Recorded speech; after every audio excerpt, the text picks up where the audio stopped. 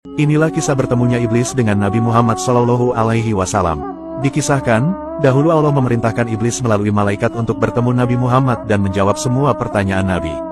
Iblis merupakan makhluk ciptaan Allah yang selalu menjerumuskan manusia ke dalam kubangan dosa. Tapi siapa sangka, iblis juga pernah menuruti perintah Allah ketika ia disuruh untuk menemui Nabi Muhammad. Sejurus kemudian, iblis langsung berubah menjadi seorang lelaki tua dan menghadap Nabi Muhammad SAW. Nabi Muhammad lantas bertanya, "Siapa kamu?" "Aku adalah iblis. Untuk apa kamu menemuiku?" tanya Nabi kemudian. "Sesungguhnya Allah menyuruhku untuk bertemu denganmu dan menjawab semua yang nanti ingin kau tanyakan." Nabi pun langsung bertanya kepada iblis, "Kalau begitu wahai zat yang terkutuk, berapakah jumlah musuhmu dari kalangan umatku?" Iblis menjawab, "Ada 15. Yang pertama, yaitu engkau. Kedua, yaitu pemimpin yang adil. Ketiga, yaitu orang kaya yang rendah hati. Keempat, yaitu pedagang yang jujur. Kelima, yaitu orang berilmu yang khusyuk. Keenam, yaitu orang beriman yang suka memberi nasihat. Ketujuh, yaitu orang mukmin yang memiliki hati yang penuh dengan rasa kasih sayang. Kedelapan, yaitu orang bertobat yang istiqomah dalam tobatnya. 9, yaitu orang yang menjaga diri dari perkara-perkara yang haram. 10, yaitu mukmin yang selalu dalam keadaan suci. 11, yaitu mukmin yang banyak bersedekah. 12, yaitu mukmin yang berbuat baik kepada orang lain. 13, yaitu mukmin yang bermanfaat bagi banyak manusia. 14, yaitu orang yang menghafal Al-Quran dan istiqomah membacanya. 15, yaitu orang yang mendirikan sholat malam sedangkan yang lain tertidur pulas. Setelah itu, Nabi kembali bertanya, "Lalu siapa kawanmu dari golongan umatku?"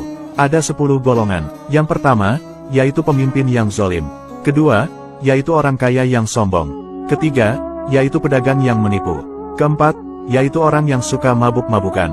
Kelima, yaitu pembunuh. Keenam, yaitu pezina. Ketujuh, yaitu orang yang suka memakan harta anak yatim.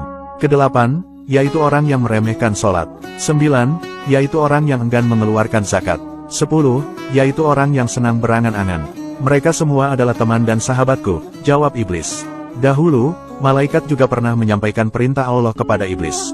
"Wahai iblis, Allah yang maha mulia dan maha besar memberi perintah agar engkau menghadap Rasulullah," kata malaikat. "Hendaklah engkau buka segala rahasiamu, engkau jawab dengan sebenar-benarnya dan apapun yang ditanya Rasulullah.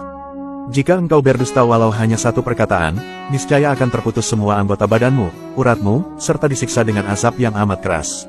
Mendengar azab itu, iblis kemudian merasa ketakutan dan akhirnya menyanggupinya dengan menyamar sebagai seorang tua yang buta sebelah matanya dan berjanggut putih 10 helai, panjangnya seperti ekor lembu. Saat sudah berhadapan dengan Nabi Muhammad, iblis memberi salam. Namun iblis tak mendapat respon. Hingga 3 kali, salam itu juga tak dibalasnya oleh Nabi Muhammad. Iblis lantas bertanya kepada Nabi, "Ya Rasulullah, mengapa engkau tidak menjawab salamku? Bukankah salam itu sangat mulia di sisi Allah?" Nabi Muhammad kemudian menjawabnya, "Wahai seteru Allah, kenapa engkau menunjukkan kebaikanmu? Janganlah engkau mencoba menipuku sebagaimana kau tipu Nabi Adam. Sebenarnya salam itu sangat mulia di sisi Allah, hanya saja aku diharamkan Allah untuk membalas salammu." Iblis berkata, "Ya Rasulullah, janganlah engkau marah. Kedatanganku adalah diperintah Allah untuk memberitahu tipu dayaku terhadap umatmu." Beberapa saat kemudian, Rasulullah lantas mengajukan beberapa pertanyaan.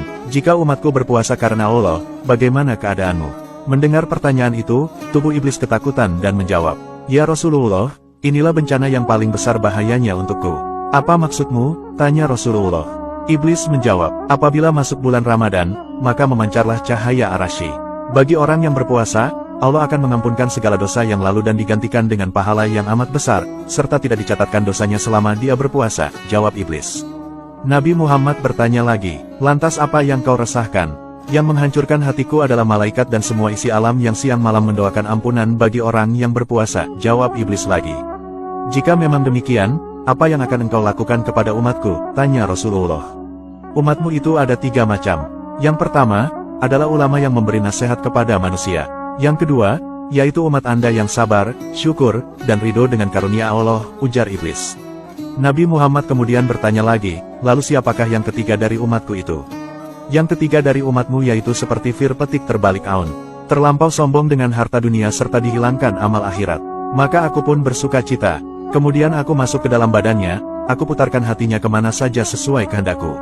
Aku membuat dia senang kepada dunia. Umatmu yang ketiga itu akan melupakan ibadah, tidak mengeluarkan zakat," kata iblis.